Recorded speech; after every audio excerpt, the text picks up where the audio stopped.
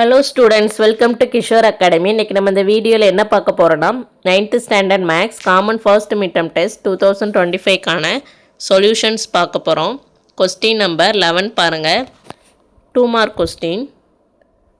If n of a equal to 25, n of b equal to 40, n of a union b equal to 50 and n of b dash equal to 25, find n of a intersection b and n of u கேட்டிருக்காங்க. First n of, இது உங்கள் புக்கில் question number வந்து எந்த சம்முனா exercise 1.6ல் some 1, அதில் subdivision 1. சரி வாங்க பார்க்கலாம்.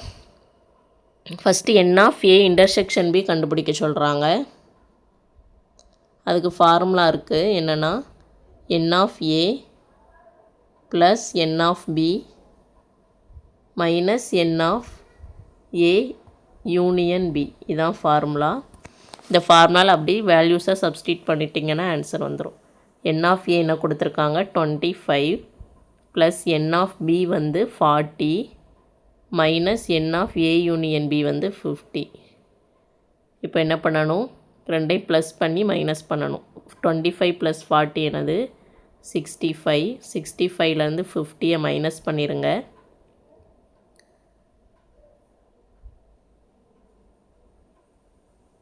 ஃபைவ்ல 0 போனால் 5, 6ல் 5 போனால் 1. அப்போ ஆன்சர் என்னது 15.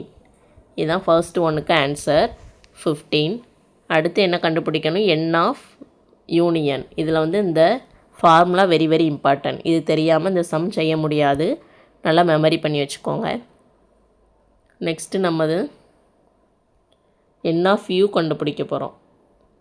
அதுக்கு ஃபார்முலா என்னென்னா, இதுக்கு 2 ஃபார்முலா இருக்குது. ஒன்று n of A plus N of A dash.